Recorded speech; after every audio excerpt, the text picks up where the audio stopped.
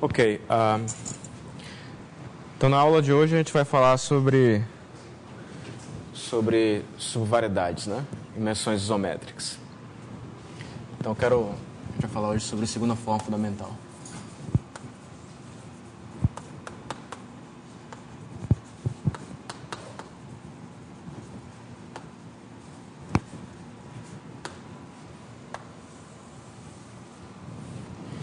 Então, meio que a aula de hoje vai ser uma generalização do que a gente estuda num curso de geometria diferencial de curvas e superfícies, quando você olha para a segunda forma fundamental de uma superfície no R3, né? Então, no caso da superfície no R3, a gente já sabe o que é a segunda forma fundamental, só lembrando aqui.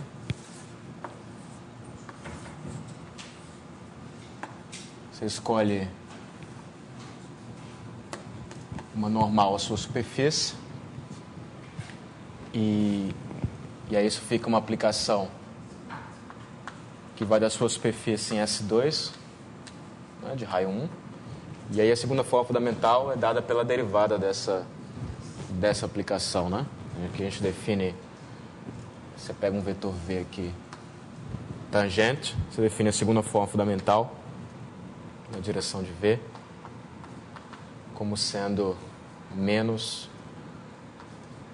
Aqui tem uma razão pela qual você bota menos derivada do n interno v, vírgula v.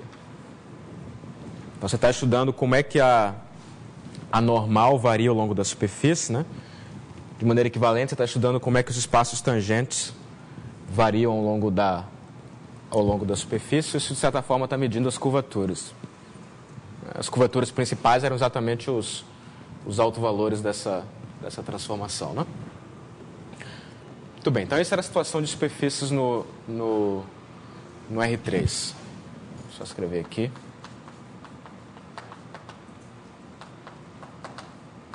Esses caras aqui eram as curvaturas. Era de 1 a 2, né? As curvaturas principais. Na nossa situação, a gente vai estudar isso em dimensão mais alta. Então, de fato, você pode fazer essa análise para... Não precisa ser um mergulho, né? Você pode supor que você tem uma imersão. Deixa eu ver como é que é a minha notação aqui. N. Uma variedade de dimensão K, que é igual a N mais M. Eu suponho que isso aqui é uma imersão, que é derivada injetiva em todo ponto, né? E vamos supor que esse ambiente aqui, onde a sua subvariedade vai morar, vem com uma métrica riemanniana. Então, o M barra aqui tem uma estrutura de variedade riemanniana.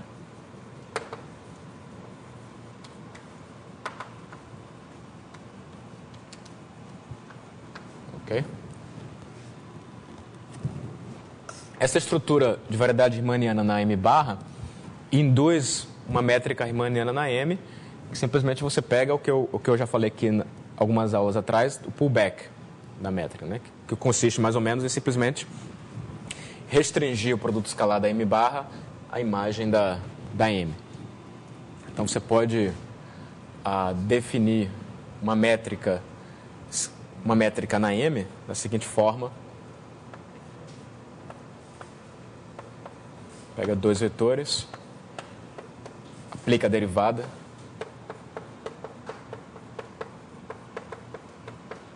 e faz isso aqui, né? Onde isso aqui é o produto da M bar. Então, agora as duas têm métricas riemannianas, né? E a F preserva o produto escalar. Quando isso acontece, você diz que a F é uma imensão isométrica. Então, F é uma imensão isométrica. Definição. Eu já defini isso aqui, eu defini o que era isometria, né? Local. Aqui é a mesma ideia. A única diferença é que a dimensão do ambiente pode ser maior, né? Então se diz que F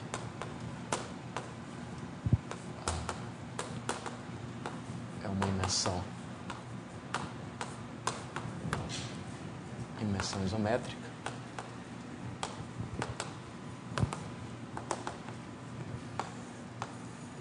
C vale aquela relação ali, né? seja, esse produto escalar de dois vetores U e V na M em determinado ponto P é igual a isso aqui.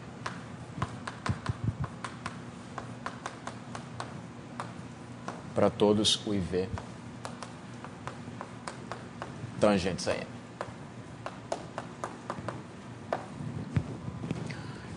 Ok, toda imensão é localmente um mergulho, né? A princípio a imensão pode fazer uma coisa assim, né? Você tem aqui a sua M, aqui está a M barra e a sua F pode fazer uma coisa assim, a princípio, né? Pode se auto-intersectar.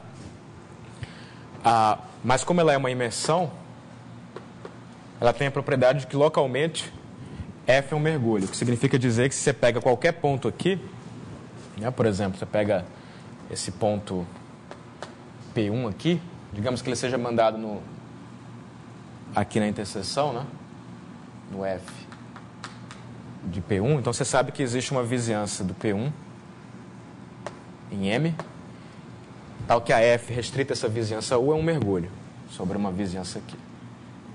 Certo? Então sempre existe U vizinhança de P1 tal que F restrito a U é um mergulho. Mergulho quer dizer que isso aqui é uma imersão, mas também é um homeomorfismo sobre a imagem.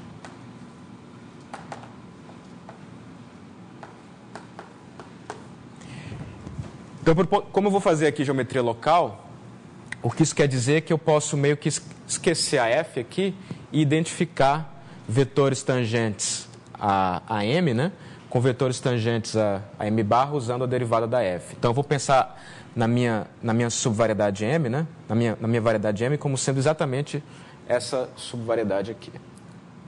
Posso fazer uma identificação entre a vizinhança U e a imagem aqui, F de U.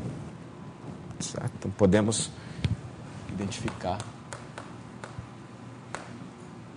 usar a F, né, para identificar U com F de U. E aí você identifica um vetor tangente a U com a imagem dele pela derivada. Então, aqui você está identificando um vetor V tangente a U com a imagem dele pela derivada.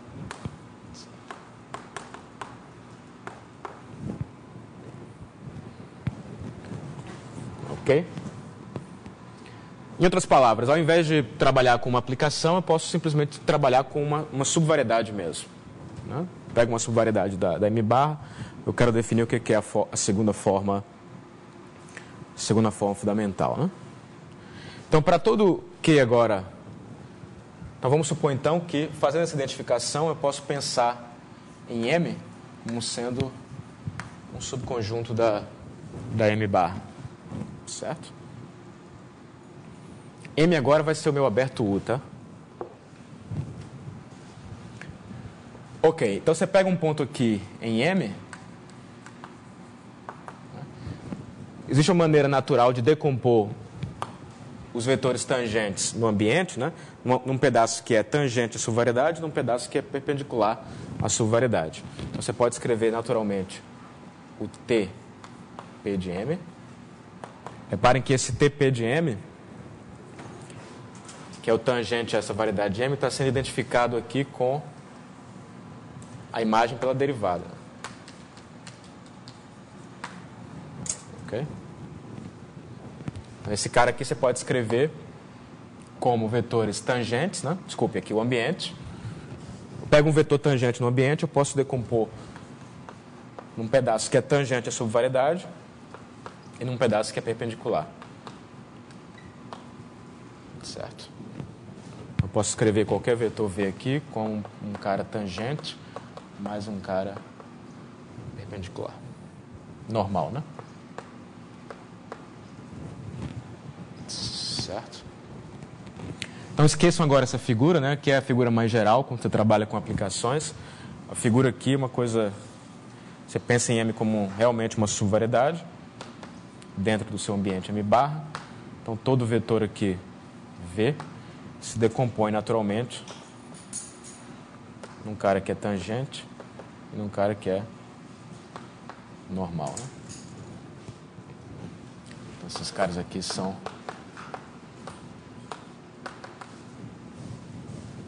ortogonais. Ok? Está clara aí essa identificação?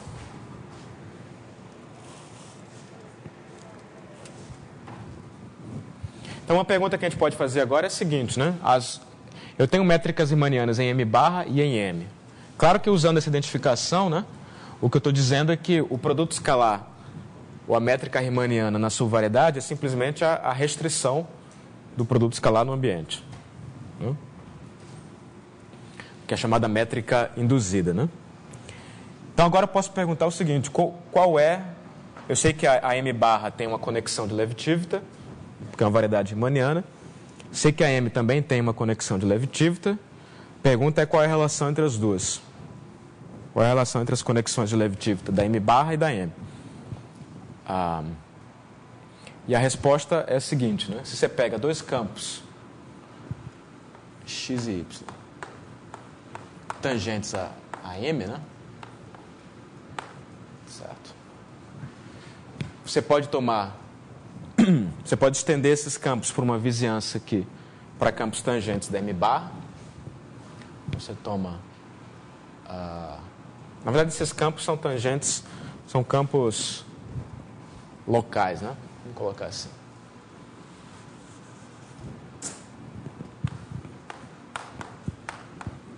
Campos definidos em algum aberto ali, X e Y.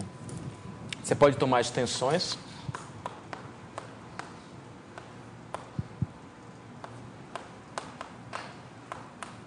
Extensões locais. Onde o barra agora é aberto em M barra. Quer dizer, uma extensão significa simplesmente um campo que, quando restrito ao U, coincide com o X, né?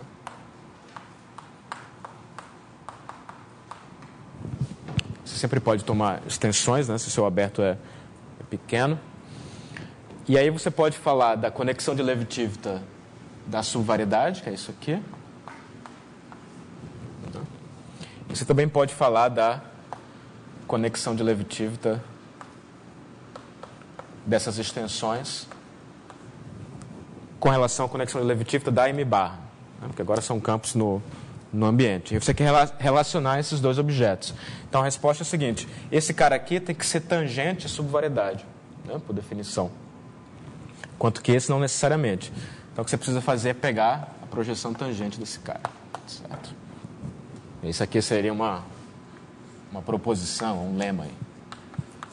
Provar que acontece isso. Certo? Que a conexão de Levi-Tivita da subvariedade é simplesmente a do ambiente projetada tangencialmente. E a demonstração... Como é que a gente demonstra isso? A demonstração é simplesmente mostrar que se eu uso essa expressão do lado direito como uma definição, né, eu tenho que provar que essa definição é uma conexão que é compatível com a métrica e que é simétrica. Né? Se eu provar essas três coisas, ela tem que ser a conexão de Levi-Tivita, porque a conexão de Levi-Tivita era única com essas propriedades. Então, mostrar que, se eu definir, então, esse objeto aqui,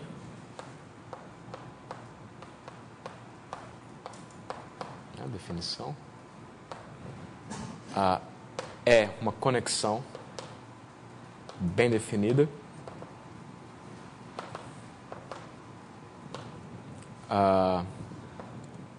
riemanniana e simétrica.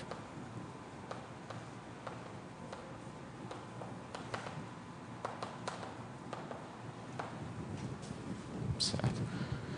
Então, vocês concordam que se eu provar isso aqui, segue o resultado, né? Bom, mostrar que essa conexão é bem definida consiste em mostrar que o resultado aqui não depende das extensões, né? Das extensões que eu tomar. Mas isso segue imediatamente daquela propriedade das conexões, né? Que o resultado de uma conexão só depende do campo embaixo no ponto P e dos valores do campo de cima ao longo de alguma curva tangente ao vetor de baixo. Né? Mas então eu posso olhar para esses campos, para esses valores dentro da própria M. Né? Eu posso pegar uma curva dentro da M, onde eu sei que os campos têm que coincidir com os campos originais. Certo? Então isso implica que a conexão está bem definida. Né? Ou seja, isso aqui está bem definido, pois isso daqui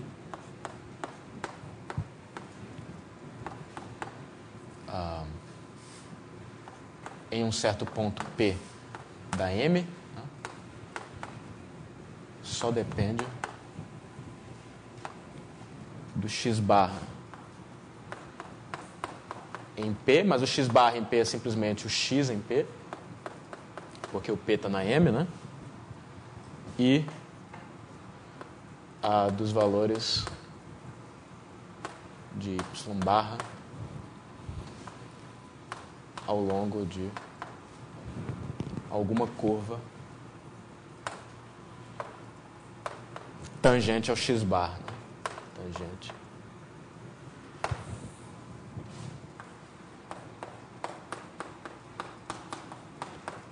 Mas aí o ponto é que você pode tomar essa curva contida na variedade M. Podemos tomar a curva contida em M, e aí você sabe que, ou melhor, em U, né? E aí você sabe que no U, o y barra é simplesmente o y, né? Onde y barra é igual a y. Então o resultado não depende das extensões. Certo? E é fácil mostrar que é uma conexão, segue imediatamente do fato de que a nabla barra é uma conexão. Certo? Só checar diretamente. Isso aqui é uma operação, é uma transformação linear, né? Então não vai destruir as propriedades da conexão aqui dentro. Certo? Também é fácil ver que ela é riemanniana, não é? Para ver que ela é riemanniana porque o produto escalar da subvariedade é o mesmo produto escalar do ambiente. Né? Então também vai ser uma conta direta, né? Você vai pegar uma coisa assim, 3 campos tangentes a M num certo aberto, e aí vai observar que você pode estender esses caras, né?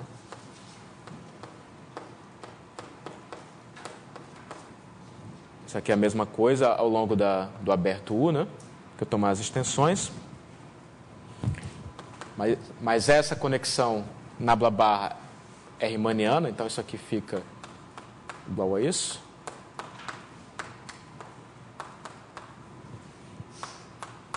Barra. Fica assim, né? Mas agora eu observo que eu estou calculando isso sempre ao longo da subvariedade. Agora eu observo que na subvariedade esses campos aqui coincidem com os campos originais, x, y e z, que são tangentes à subvariedade. Né? Então nesse produto escalar aqui eu posso esquecer a componente normal. Né? Posso olhar só para a tangente aqui. Então isso aqui fica a mesma coisa que isso.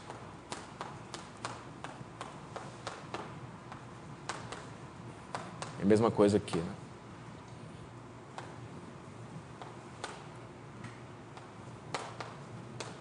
Isso ao longo do U, né?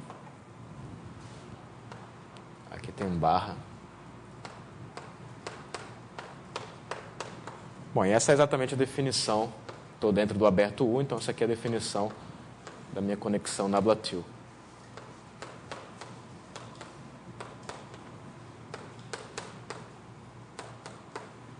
Ok?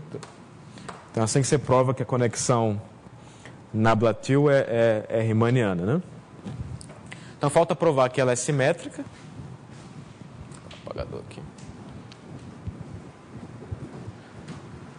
Para isso é só lembrar a seguinte propriedade do colchete,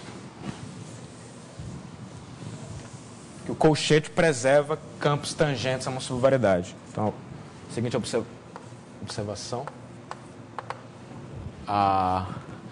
Se você tem... Como é que eu explico isso? Digamos que você tem dois campos, x barra, y barra, que são extensões. Talvez seja melhor dar o nome dos abertos, né?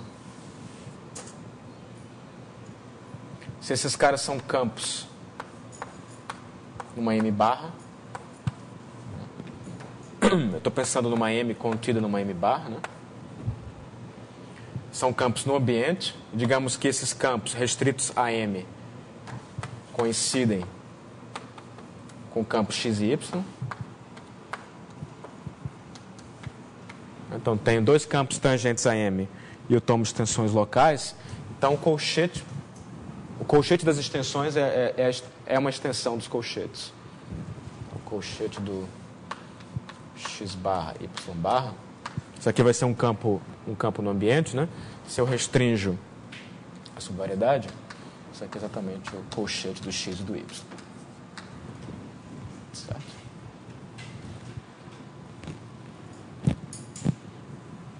Tá? Isso é uma propriedade de variedades diferenciáveis. O colchete ele mantém o fato de que os campos são tangentes a uma subvariedade M. E aí, com isso, você prova que ela é simétrica, né? Porque aí você, com essa observação, se você faz nabla-til xy menos nabla-til yx, isso é por definição, você toma extensões locais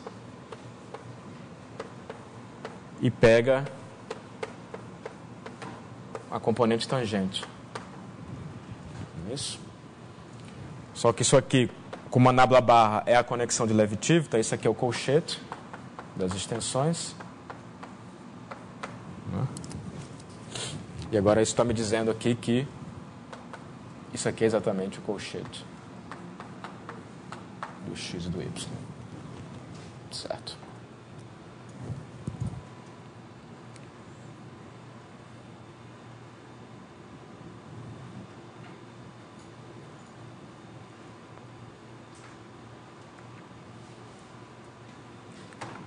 Então isso prova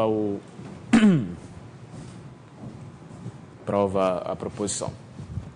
Certo?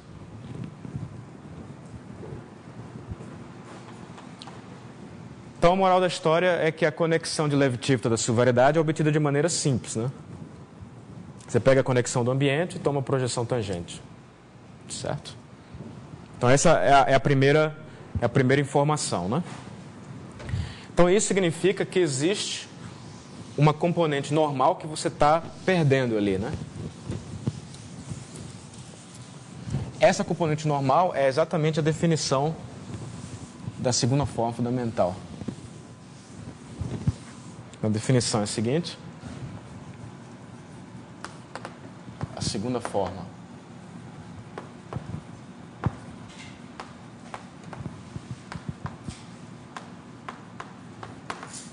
fundamental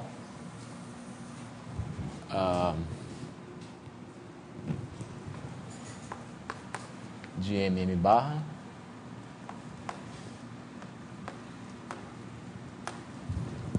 onde eu estou assumindo novamente que a M é uma subvariedade mergulhada, né, dentro da M barra, é definida por a seguinte operação, né? Aqui, como é que eu estava as dimensões? Era N. E aqui era o quê? Era M, né? Aqui era. Para manter a notação aí. K, né? Que é o N mais M.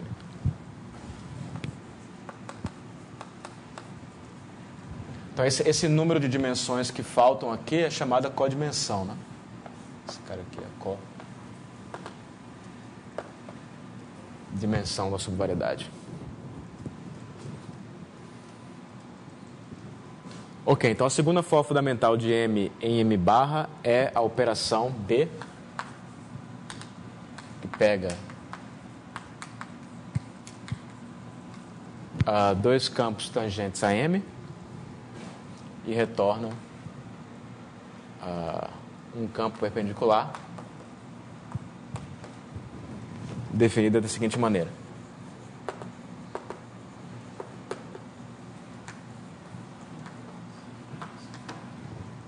O B de xy é igual a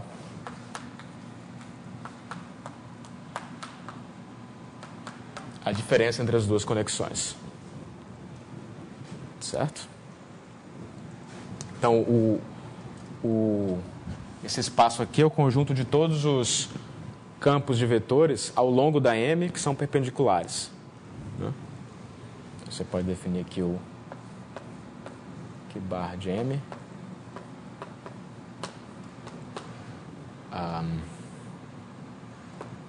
Você pode pensar nesse cara da seguinte maneira, né? Se você quiser uma definição formal, você pode definir assim. É o conjunto de todas as aplicações x que vão de M no tangente do ambiente, diferenciável, com duas propriedades. Primeiro, que o valor de x no ponto P é tangente ao ambiente no próprio ponto P, né? Então, x de P é tangente no P.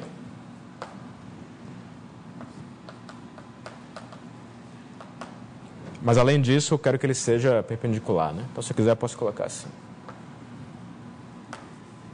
Ok? Esse é o conjunto dos campos de vetores que são sempre ortogonais à subvariedade.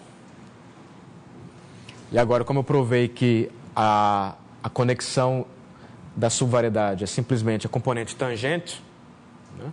A diferença entre as duas é a componente normal. Então, isso cai naturalmente no espaço perpendicular.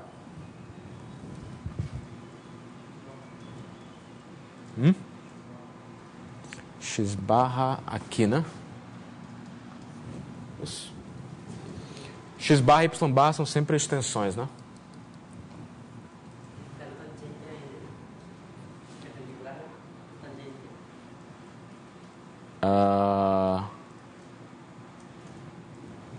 Como é?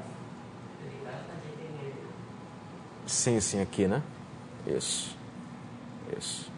Esse cara aqui está contido no T e de M barra, né? Isso. Então, essa é a segunda forma fundamental, que ela mede exatamente a diferença entre as conexões. E,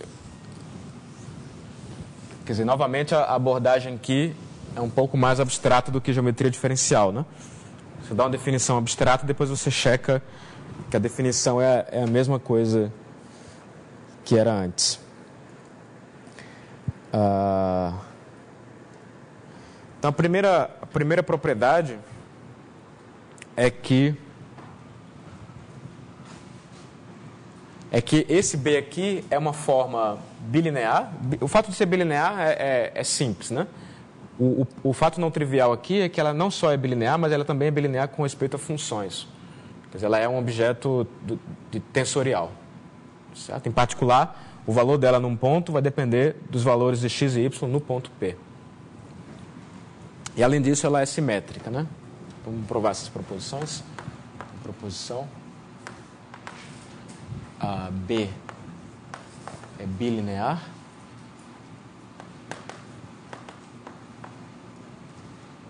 Não é? Satisfaz é simétrica,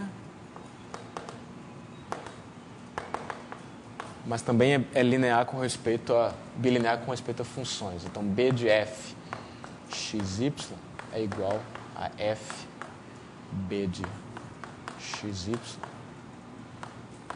sempre que x e y são campos e f é uma função.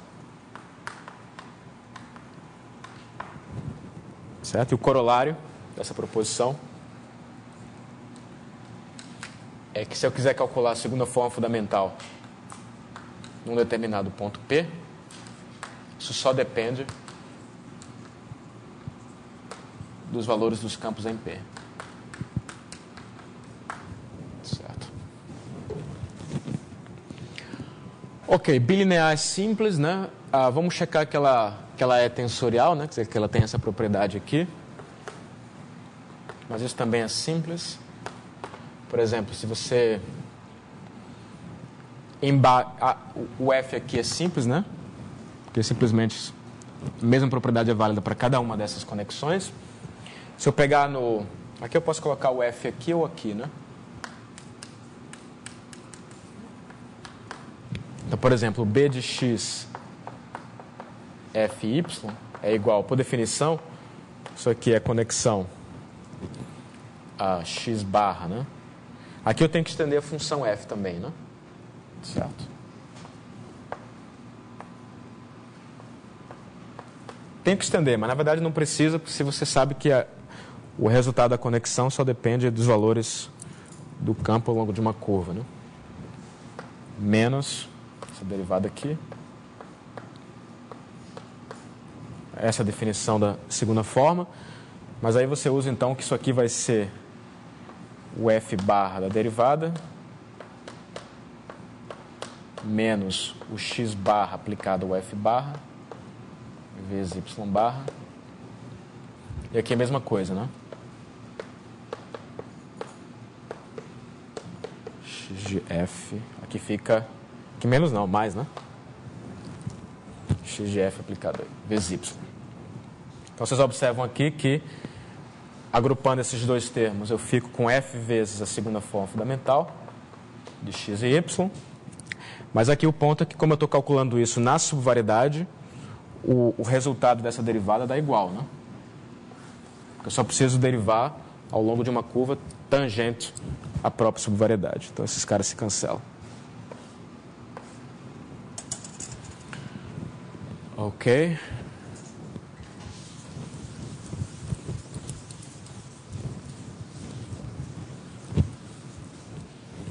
E que ela é simétrica também é simples, né? A propriedade dos colchetes.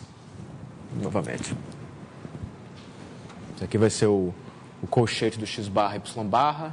Isso aqui vai dar a diferença do colchete do x e y, mas eu estou restringindo, esses caras se cancelam. Ok? Então a simetria também é análoga, né? Alguma dúvida até aí? Então agora a gente fez uma descoberta, né? Quer dizer, em geometria você define os objetos, de repente você descobre que uma determinada expressão é um tensor. Quando você faz isso, né, é uma coisa que você não sabia antes, né? Quer dizer, que esse objeto deve ter significado geométrico. A princípio ele não parecia ser um tensor, mas é. E de fato você pode checar que, num contexto geral, se você tem duas conexões afins, uma menos a outra sempre dá um tensor. Certo? A propriedade é essa conta aqui, né? A diferença entre duas conexões sempre é um objeto tensorial. Ok. Então deixa eu introduzir aqui mais uma notação para chegar nas curvaturas mesmo, né? Ok. Então o que você pode fazer é o seguinte. Então essa é a segunda forma fundamental, né? Isso aqui está retornando sempre um vetor perpendicular à subvariedade. Então, o que você pode fazer é o seguinte. Você pode, por exemplo, pegar um determinado vetor, digamos, eta, que vai ser perpendicular à subvariedade. Está aqui o seu ponto P, a M. Esse espaço normal aqui tem dimensão igual a M, né? Pode ter dimensão grande. E aí você define, dá a seguinte definição, que é a definição do Manfredo, na verdade. Você diz que H... Aí você pega um vetor tangente.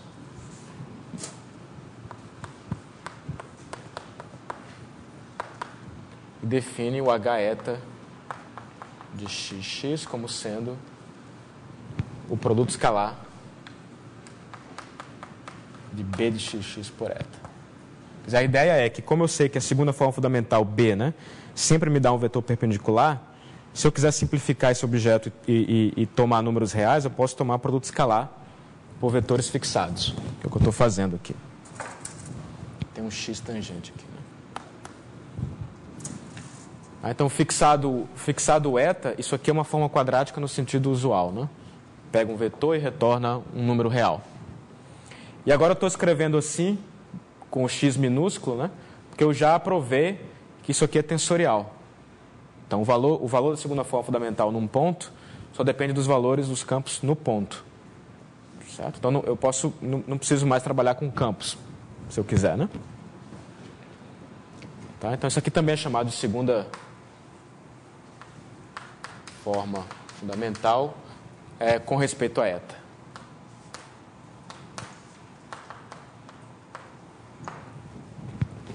Ok?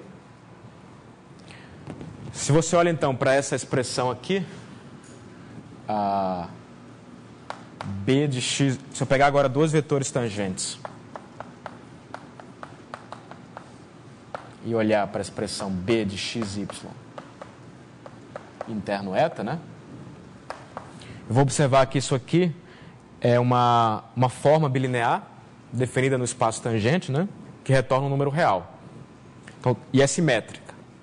Então, toda forma bilinear simétrica real num espaço vetorial se escreve como produto escalar, né, de um dos vetores, digamos o y aqui, por um operador linear aplicado ao x. E esse operador linear aqui você chama de S eta. Certo? Se você quiser, essa aqui é a definição do S eta. Então, o S eta, algebricamente, ele pega um vetor tangente e retorna um vetor tangente. Ou seja, ele é o único fixado x, né? Ele é o único vetor tangente que faz essa propriedade de ser verdade para todo y. Você pega uma forma bilinear, você escreve sempre como um produto escalar por alguém, né? Esse alguém é a definição do S eta de x. Então, o S eta vai ser, por causa disso, vai ser um operador linear. Mas esse cara aqui tem um produto escalar, né? Então, ele também é simétrico. Porque isso aqui também, a B é simétrica, né? Esse cara também é igual ao S eta de yx. O que eu estou falando é várias maneiras de interpretar a segunda forma fundamental, algebricamente. Você pode pensar num objeto geral aqui, que pega dois campos tangentes e retorna um campo ortogonal, ou você pode fixar um cara ortogonal para simplificar as coisas, né? E aí você tem uma forma quadrática usual, e agora você tem, dependendo do eta que você fixou, um operador linear simétrico no espaço tangente. Certo?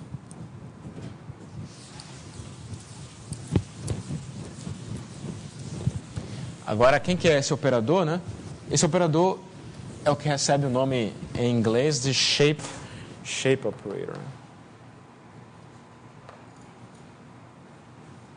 Você pode pensar como uma outra manifestação da segunda forma fundamental, né?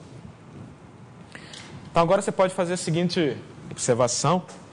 Imagine que eu tome agora dois campos tangentes, digamos x e y, são campos tangentes, e eu pegue um campo normal. Certo? E aí eu tenho um ponto P, onde eu sei que o x de P é igual a x, o y de P é igual a y, e o eta em P vai ser igual ao eta.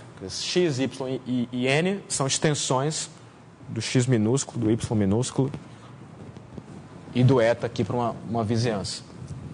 Então, se eu fizer o produto escalar do y pelo n, né? Essa função aqui, ela é zero ao longo da sua variedade. Né? Simplesmente porque o y é tangente e o n é ortogonal. Então, esse produto escalar é sempre zero. Então, em particular, eu posso derivar com respeito ao campo x. Vou ter, então, que x derivando yn. Isso aqui me dá zero. Em m, né? Mas agora eu uso o fato de que a conexão é riemanniana e eu fico então com nabla barra do x pelo y, né? Aqui eu vou, em alguns momentos eu vou omitir a barra, tá? Porque a gente sabe que isso aqui não depende das extensões, né? Eu mostrei isso aqui.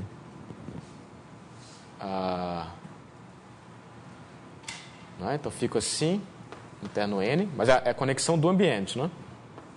Mais o y, derivada barra do n com relação a x. Então isso aqui me dá 0 em m, né? Então a moral da história é a seguinte, que aqui, como o n é ortogonal, né? Eu posso acrescentar qualquer coisa que seja tangente a essa fórmula aqui. Em particular, eu posso subtrair a projeção tangente da conexão. Então, isso aqui me dá... Posso fazer isso, né? Menos...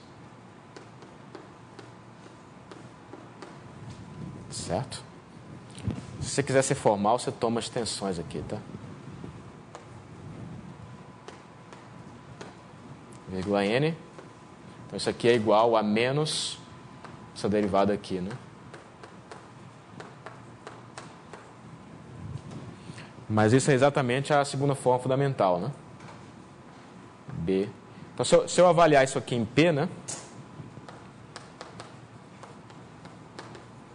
Eu vou ter, então, que a segunda forma fundamental dos vetores x e y, interno o vetor eta, essa expressão aqui, é igual a menos esse cara aqui, né? Aqui eu não posso substituir pelo eta porque eu estou derivando, né? Mas aqui embaixo eu posso. X do ponto P vezes o y. Certo. Então o que eu provei aqui? Bom, o que eu quero fazer é descobrir quem que é esse operador aqui. Né? Quem é o S eta de x. Então, a princípio, já parece isso me dá que o S eta tem que ser igual a esse cara aqui. Mas lembrem que essa derivada pode ser um vetor, não precisa ser necessariamente um vetor tangente. Tá? Então, o que eu preciso fazer agora é tomar a projeção tangente para ter certeza disso. Então, boto... Não tem problema porque eu sei que o y é tangente, né? Então, isso aqui é a mesma coisa que pegar a projeção tangente. Y. Agora sim, né? Agora eu tenho um vetor tangente que está fazendo o mesmo papel do S eta de y. Então, o que eu acabei de... do S eta de x, né? Então, o que eu acabei de provar foi que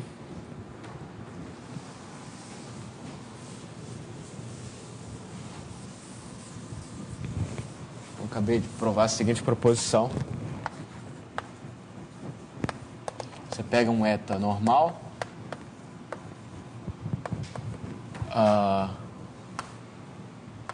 pega um x tangente, pega uma extensão normal do eta. Não precisa estar definida na variedade toda, né? Basta ser uma extensão local. Extensão local de eta, perpendicular sobre variedade. Então, o que eu provei foi que o S eta de x é exatamente o resultado de pegar menos a derivada do ambiente desse campo n na direção x e tomar projeção tangente. Certo. Isso que eu acabei de mostrar. Demonstração é aquela conta ali. Ou seja, o que isso está me dizendo, né, é que agora está parecendo mais com o que acontecia em superfícies. Ela está me dizendo que a segunda forma fundamental, a informação da segunda forma fundamental é exatamente a informação de como os vetores normais variam ao longo da subvariedade. Está clara essa afirmação? E aí, se tem um caso particular importante,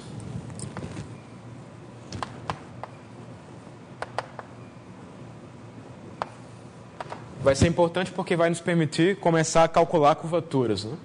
A única curvatura que a gente calculou até agora é a do espaço euclidiano, né, que é zero. Então, com essa observação aqui, a gente vai poder começar a calcular curvaturas dentro de alguns minutos. Que é pensar na situação de uma hipersuperfície no espaço euclidiano. Mn contido em Rn mais 1. Você tem hipersuperfície. E o termo hiper aqui é para indicar que a codimensão nesse caso é 1, né?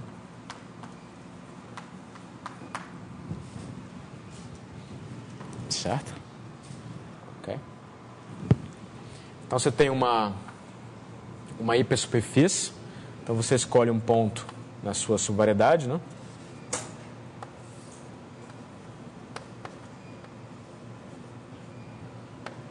Um vetor eta aqui normal.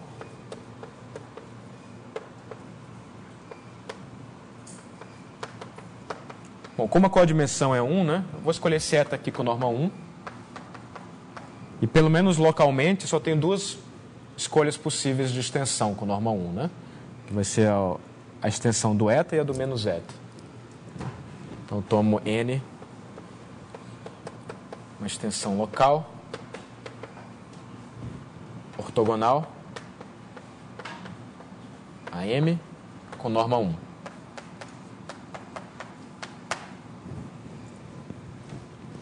Ok?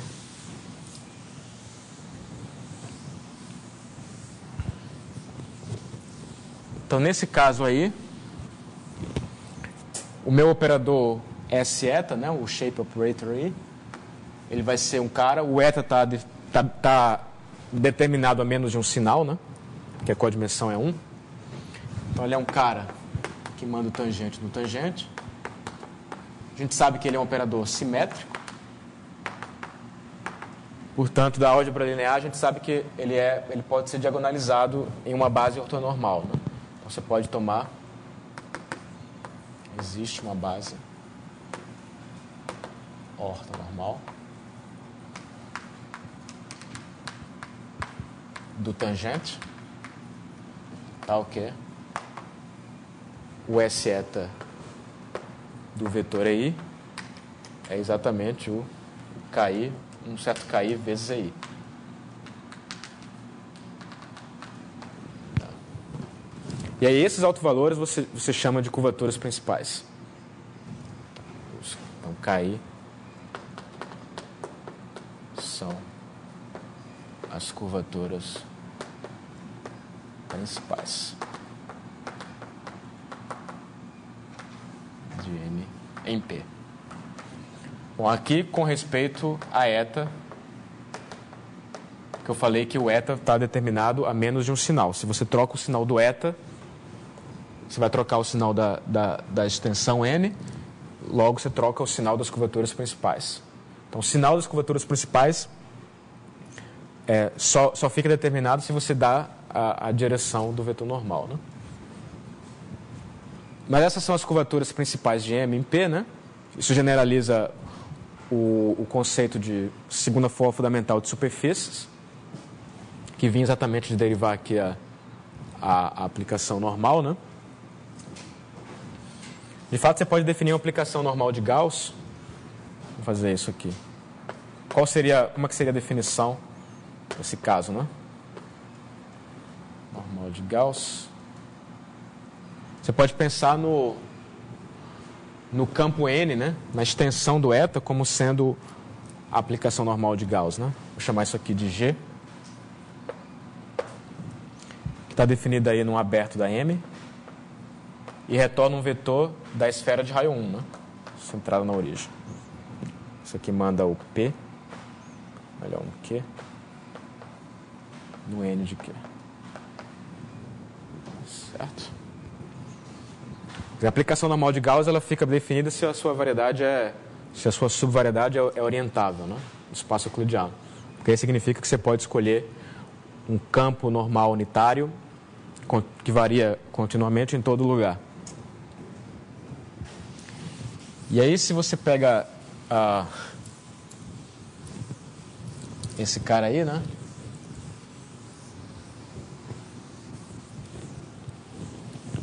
Lembra que eu estou trabalhando com espaço euclidiano, nesse caso aqui, né? Isso aqui é simplesmente espaço euclidiano. Então, a conexão do espaço euclidiano é a derivada usual. Certo? Então, o que você prova a partir dessa fórmula aqui é o seguinte, né? Que se você escolhe uma curva, digamos C, na variedade, que passa pelo ponto P e que tem velocidade x, né? Tem velocidade x. E aí você olha para a derivada do n ao longo da curva, né? Você pega a derivada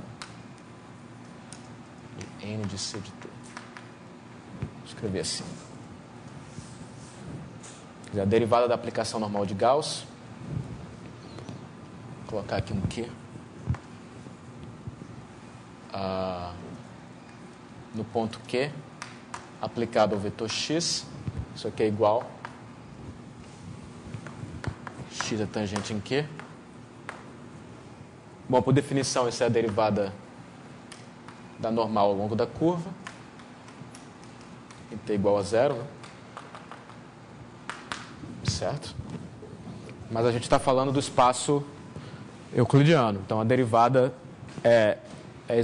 coincide exatamente com o resultado da conexão de Levi-Tivton, né? Isso aqui vai ser a derivada da n na direção x, no ponto Q.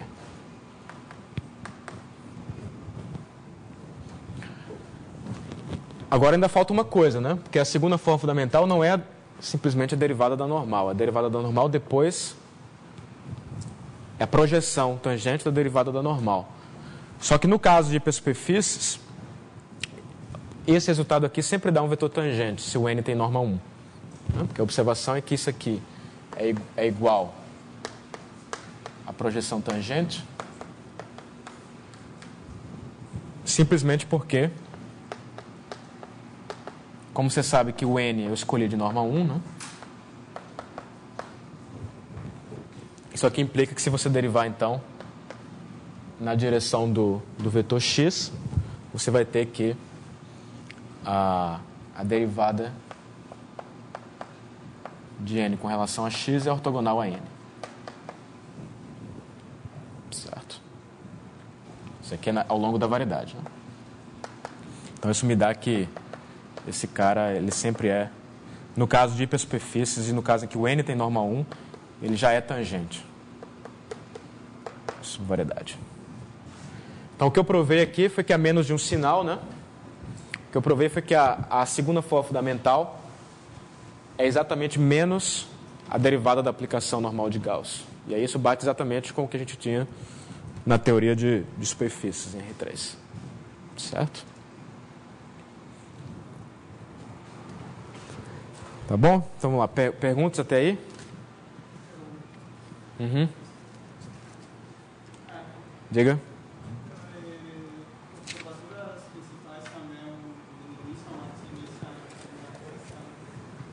Como?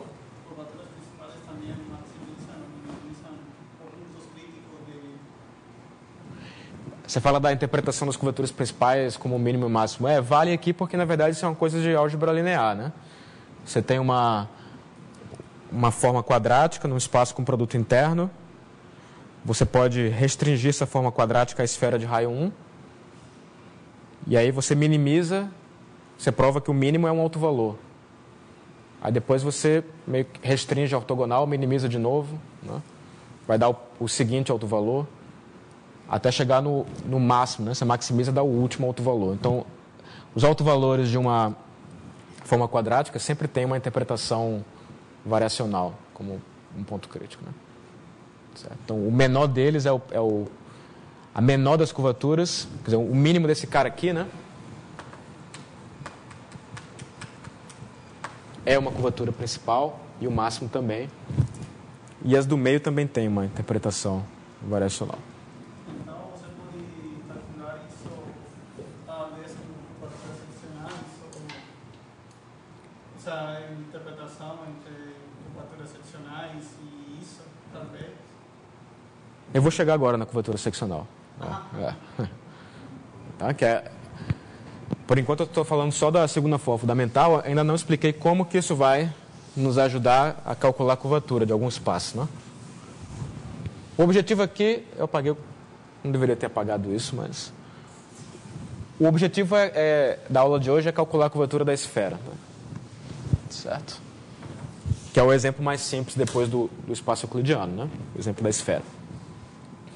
Então, para isso, eu preciso falar da chamada equação de Gauss.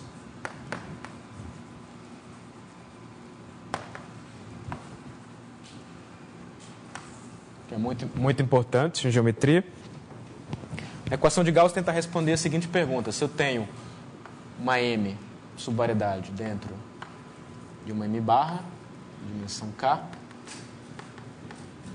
e eu tomo 4 vetores tangentes a M, né? X, Y, Z e W. Então eu posso falar na curvatura da M nesses vetores, ou eu posso falar na curvatura deles em M barra. A equação de Gauss diz qual é a relação entre as duas curvaturas. Certo? Ou seja, qual é a relação entre a curvatura da subvariedade e a curvatura do ambiente. Então a fórmula é a seguinte. Vou colocar a fórmula aqui. A fórmula é a seguinte, ela diz que... Então eu vou pegar X, Y, Z e W. São campos tangentes a M, onde a M agora está dentro de uma M barra, riemanniana, né? Então, eu tenho que a curvatura da M, X, Y, Z, W, pode ser calculada como a curvatura do ambiente.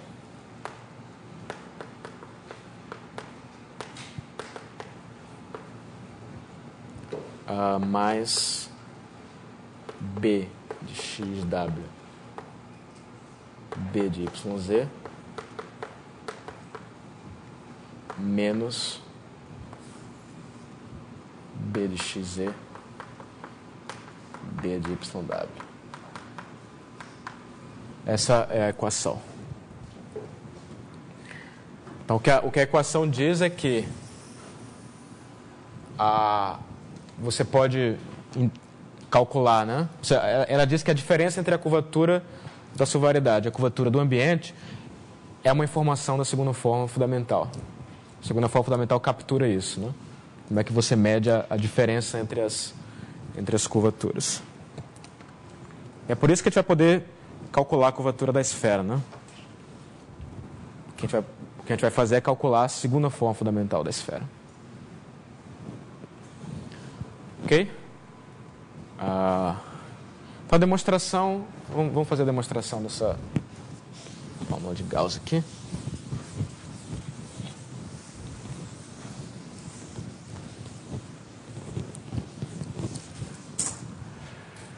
Então, você pode começar... Vamos começar com o cara aqui...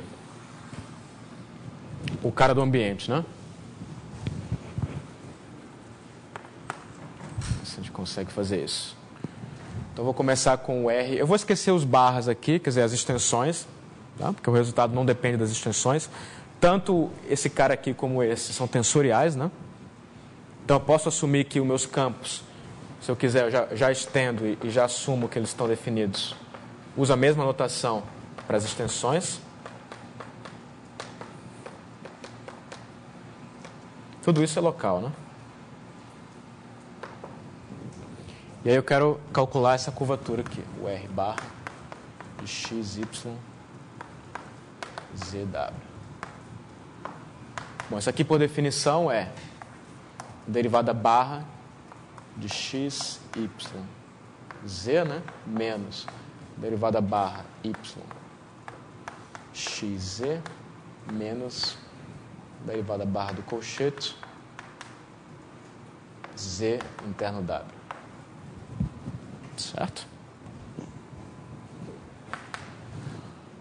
Ok, agora eu olho para esse vetor aqui. e vou decompor esse vetor na componente tangente e na normal. Né? Então, eu repito aqui a derivada com respeito a x. E esse cara aqui, então, a componente tangente dele é a conexão da subvariedade. Né? Eu já mostrei isso. E a componente normal é a segunda forma fundamental. Porque o ponto aqui é que o y e o z são tangentes. Né? A segunda forma fundamental ela está definida só para pares de vetores tangentes. Né? Então, eu posso escrever assim. Faço a mesma coisa aqui. Fico com conexão da subvariedade mais a segunda forma fundamental. E aqui, né, como eu sei que o W é tangente, eu posso esquecer a componente normal, né, nessa conexão. Aqui nesse vetor aqui eu já posso fazer a projeção tangente, que é simplesmente a conexão usual.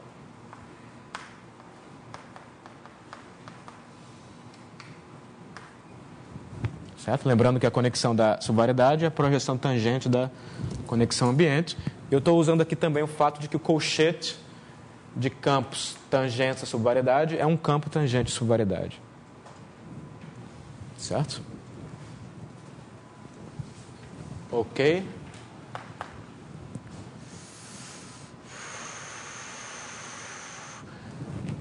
Então agora vamos olhar para essa expressão aqui. A primeira observação é que o x é tangente, né? Esse cara é tangente. E esse vetor aqui também é tangente. Porque essa é a conexão de Levi-Tivita da subvariedade. Então, tenho dois vetores tangentes, estou tomando a conexão no ambiente. Novamente, como o W é tangente, eu posso esquecer a componente normal e pegar a projeção tangente desse vetor. Só que a projeção tangente desse vetor é a conexão da subvariedade. Então, nesse cara aqui, eu substituo pela conexão da subvariedade. E fico com essa expressão aqui. Certo?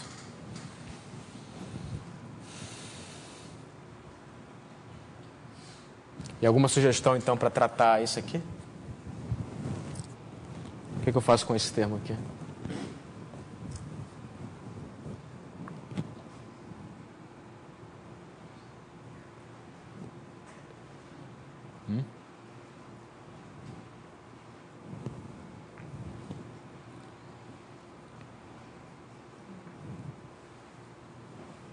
Eu não quero derivar o B, né? Porque se eu derivar o B, como é que eu vou chegar nessa fórmula aqui? Aqui não tem derivada do B. Então, aqui a observação é que esse cara aqui é normal. Certo? Então, a segunda forma fundamental sempre é normal a subvariedade. Então, o produto escalar de um cara normal por um cara tangente é zero. Se você deriva, dá zero também. Então, isso significa que eu posso pegar essa derivada aqui e passar para o W com o sinal menos. Né? Que é exatamente essa conta aqui, né? Peguei um cara tangente com um cara normal, dá zero, derivo com relação à direção tangente, dá zero de novo. Então, a conclusão é que derivo aqui e aqui, né? Posso passar a derivada de um lado para o outro com o sinal menos. Ok? Então, deixa eu só fazer o seguinte, só me adiantar. Então, esse cara aqui vai me dar um termo desse também, né? Colchete eu só repito aqui. Agora sim, então voltando para esse cara, eu troco o sinal e passo a derivada para lá. Então, eu fico com B de YZ, derivada com respeito a x de W. E esse cara vai me dar parecido, né? Como eu tenho o sinal de menos, vai ficar então mais do B de XZ. Né? Porque novamente esse cara é normal. E passa a derivada para cá.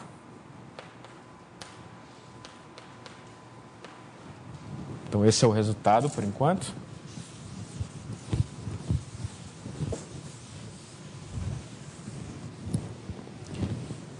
Ok, mas aí então eu observo que isso aqui é igual, o primeiro cara já me deu a curvatura da subvariedade, que era o que eu queria, né? E agora eu observo que, como esse vetor é normal, eu posso esquecer a componente tangente aqui. Ou seja, eu posso tomar a projeção normal. Mas a projeção normal da conexão é a segunda forma fundamental. Mesma coisa lá. Então, eu estou observando, eu estou usando aqui que, se eu pegar... Esses dois caras são tangentes, né?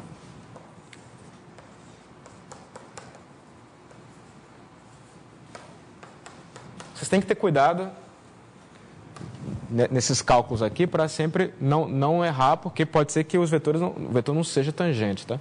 Então tem que ter cuidado com qual é o vetor que é tangente e qual é o vetor que é normal. Certo? Se o W fosse normal, por exemplo, isso que eu estou fazendo não dava para fazer. Certo? Mas no caso de vetores tangentes, isso aqui é exatamente se eu pegar a componente normal, isso aqui é exatamente a segunda forma, né? Certo. Né? Porque caso contrário, a segunda forma não está nem definida, né? Então então acabou, né? Porque o primeiro cara aqui vai me dar B de xz, B de YW, e o outro lá me dá menos B de YZ, B de XW.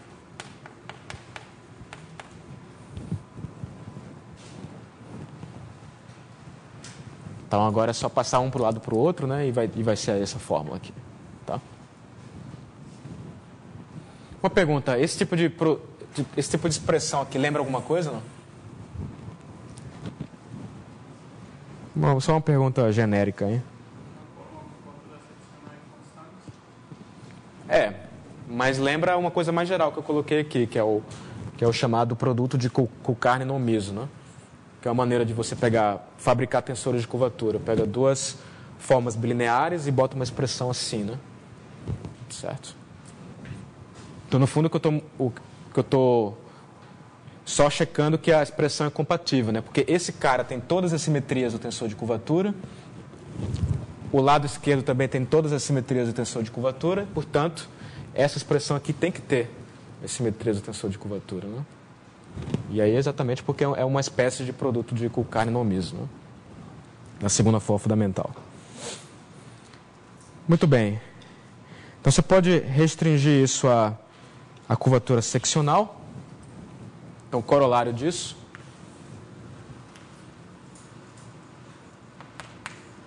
Corolário é que se eu pegar agora o y igual ao z e o x igual ao w, né?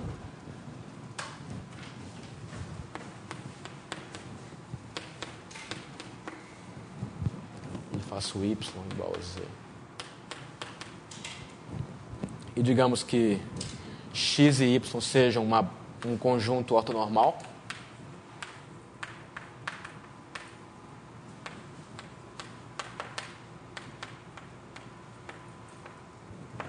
Então, essa fórmula me diz que o R, vamos lá, como é que é? X, Y, YX é igual a o R barra de X, Y, YX. E depois eu fico com B de XW, que é o B de XX, B de YY, menos a norma do B de XY quadrado. Certo? E esse cara aqui é exatamente a curvatura seccional no ambiente, desculpe, na subvariedade. Isso aqui é a curvatura seccional no ambiente. Tá? O corolário é que eu obtenho uma fórmula para a diferença entre essas curvaturas seccionais, em termos da segunda forma fundamental. Tá certo?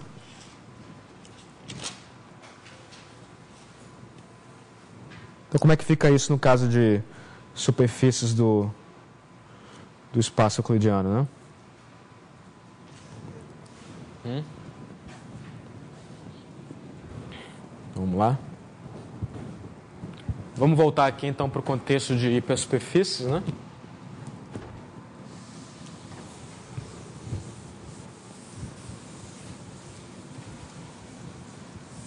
Até eu posso fazer mais geralmente, voltar para o caso aqui, em que eu tenho um ambiente, mas eu vou supor que a codimensão é 1. N mais 1. Isso aqui também é uma hipersuperfície. Então, novamente aqui, localmente eu posso escolher um vetor normal, de norma 1. E se eu pegar então da mesma forma eu posso falar do operador de forma, né? O S-eta.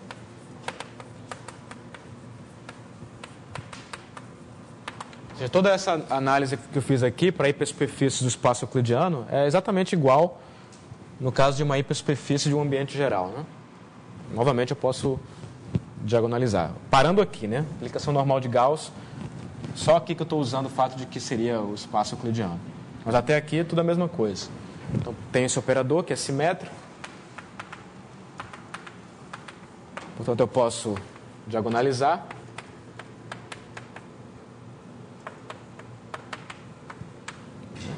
E aí se você me dá um par desses vetores aqui, digamos um EI e J,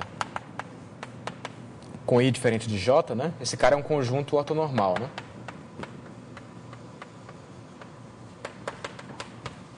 Então a minha fórmula fica assim. Eu fico com a curvatura seccional do plano gerado por EI e J é igual à curvatura do ambiente, do plano EI e J, mais alguma coisa. O que é essa coisa aí?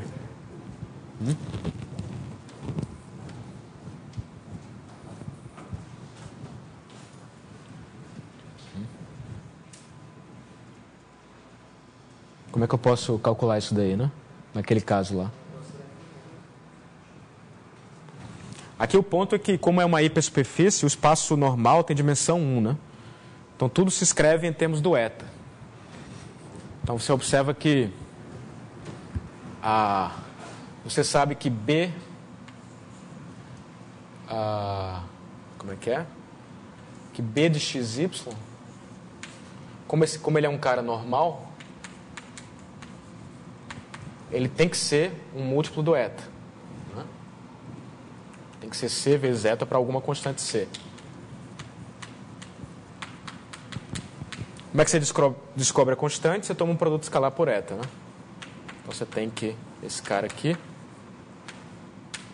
por um lado é a constante C, por outro lado essa foi a minha definição do S eta de x interno y.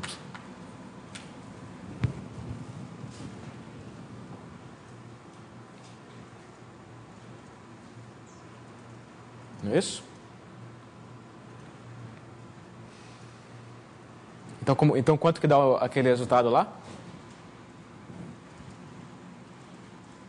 Se eu aplicar isso ao xx, né? Se eu aplicar isso a EI e a J aqui, por exemplo, o que eu vou ter, né? Eu vou ter que B de EI é J interno eta é igual a o S eta de EI interno é J, mas isso é exatamente o KI vezes EI, né? Então isso aqui dá o KI EI é J. Então a conclusão é que esse vetor B de EI e J é exatamente KI EI e J vezes o eta.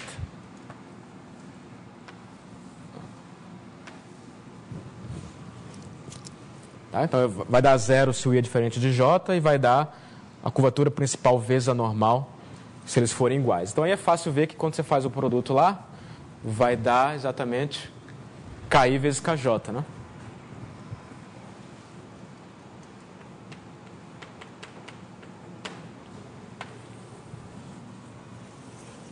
Certo? Ou seja, no caso de uma hipersuperfície, a diferença entre as curvaturas seccionais, se eu pegar um plano dado por por direções principais, essa diferença aqui é o produto das curvaturas principais correspondentes.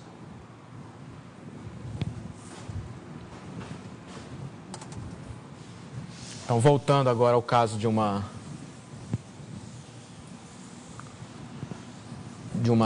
do espaço euclidiano. Se eu estou no espaço euclidiano, essa curvatura ambiente aqui é zero, né?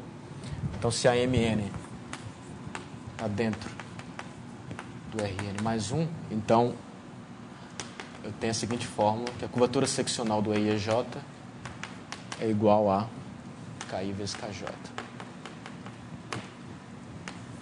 Isso, claro, que se o EI e o EJ são direções principais, né?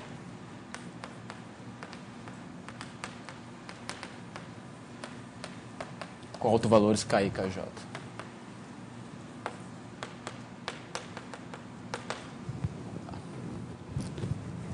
Vamos pegar um caso particular mais simples ainda, superfícies no R3. Então, se você olha para uma superfície agora dentro do R3, o que eu acabei de mostrar foi que só existe um plano, né, na superfície, que é o plano tangente. Então, o que eu acabei de mostrar é que a curvatura seccional desse plano, se eu chamar então de sigma, o próprio plano tangente, que é o único plano que tem, no caso de dimensão 2, então a curvatura seccional desse plano aqui é igual ao produto das curvaturas principais. Esse cara aqui são as curvaturas principais. Isso está demonstrando que teorema aí? Uma demonstração um pouco mais abstrata aí, mas está demonstrando o teorema egrégio, né? Porque do lado direito você tem a curvatura de Gauss, que é o produto das curvaturas principais, mas do lado esquerdo está a curvatura seccional, que foi definida usando só a geometria da superfície, né? A curvatura seccional nunca usa o ambiente, é uma coisa de uma variedade riemanniana. Certo? Então, um corolário dessa observação aqui é o teorema egrégio. Isso aqui implica teorema egrégio, que diz que a curvatura de Gauss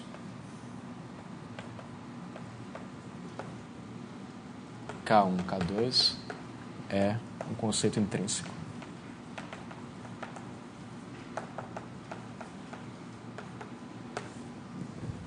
Então, vê que em geometria riemanniana a gente inverte a ordem, né? A gente primeiro define a que é intrínseca e depois checa que ela coincide com a curvatura de Gauss. A demonstração da curvatura de Gauss, do teorema egrégio clássica, né? É você fazer uma série de contas lá, né? Para a curvatura de Gauss, tomar umas derivadas lá, e no final você fica com uma expressão que é um monte de derivadas, mas você observa que só envolve termos da primeira forma fundamental, né? É assim que o Gauss chegou na fórmula. E se vocês olharem direito para essa expressão, que só envolve derivadas da primeira forma fundamental, ela mais ou menos já apareceu aqui, que é quando eu falei como é que fica a curvatura em coordenadas. Tem as derivadas da métrica riemanniana, né? Exatamente isso, o teorema egrégio. No fundo, não é uma prova diferente, não. É só uma maneira de interpretar as coisas de maneira mais abstrata. Ok, então, como é que a gente calcula finalmente então, a curvatura da esfera?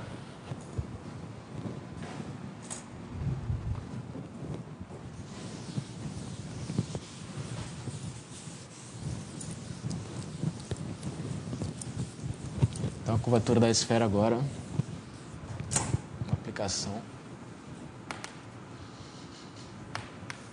disso tudo é calcular a curvatura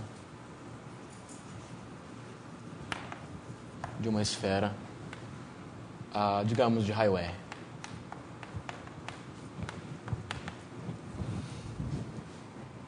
Bom, o que você faz agora é aqui a esfera de raio R, né? A gente sabe pela equação de Gauss, então, que as curvaturas seccionais da subvariedade podem ser determinadas pelas curvaturas do ambiente, mais termos da segunda forma fundamental. Nesse caso, o ambiente é o espaço euclidiano, então não preciso me preocupar com o K-barra aqui, basta determinar a segunda forma fundamental. Mas aí a observação é que isso aqui é simplesmente a derivada da aplicação normal de Gauss, né? Qual que é a aplicação normal de Gauss aqui? Você pega um ponto X qualquer, isso tem que me retornar um vetor normal de norma 1. Então você pega, por exemplo, X sobre R, né? Certo?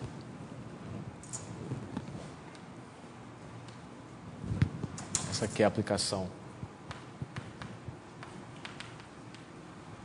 normal. Você pode tomar menos também, não tem problema. Repare que quando você troca o sinal, as curvaturas principais mudam de sinal, mas o produto não muda, né? Porque a curvatura seccional não depende de convenção, foi o que eu falei aqui. O sinal dela tem que ser sempre o certo. Bom, então agora é só observar que a derivada da... Isso aqui é a identidade sobre R, né? Então a derivada de G, num certo ponto X aplicado a V, é V sobre R. Então isso significa que toda a direção tangente é direção principal, com curvatura principal 1 sobre R, né? Então isso implica aqui que todo V tangente a essa esfera é a direção principal com alto valor 1 sobre R, né? Aqui vai ser 1 sobre R ou menos 1 sobre R, depende do que você está falando, né? Se está falando da derivada do G ou está falando do S eta, né? Lembra que o S eta era menos a derivada do N, né? Bom, mas então acabou, porque é muito simples, né? Todas as direções são principais, os autovalores são sempre iguais a 1 sobre R. Então, a conclusão é que qualquer plano é gerado por duas direções principais, como ali. E você conclui, então, que a curvatura seccional de qualquer plano é o produto dessas curvaturas principais, 1 sobre R, que dá 1 sobre R ao quadrado. Para todo plano sigma. Certo. Então, a esfera é um exemplo de um espaço com curvatura seccional constante. Positiva, nesse caso. Então, a esfera. Com a métrica riemanniana que vem do Rn mais 1, né? Essa é a esfera que eu estou falando, né? A esfera tem muitas métricas riemannianas. Eu estou pegando essa que vem do mergulho canônico. Então, esse cara aqui tem curvatura seccional constante. Positivo. Então, agora a gente já tem um modelo de curvatura constante zero, que é o espaço euclidiano, e temos um modelo de curvatura constante positiva, que é a esfera, né? Falta só o espaço hiperbólico, que tem curvatura constante negativa. Ok, então na próxima aula eu vou falar de mais algumas equações. São as chamadas equações fundamentais da teoria de subvariedades, né? E também vou mostrar que um outro corolário da equação de Gauss é a definição do Riemann de curvatura seccional, né? Que você pegava um plano, olhava para as geodésicas naquele plano, né? Isso forma uma superfície, e pegava a curvatura de Gauss dessa superfície como definição. Essa era a definição do Riemann. A gente vai ver que esse fato segue também da equação de Gauss.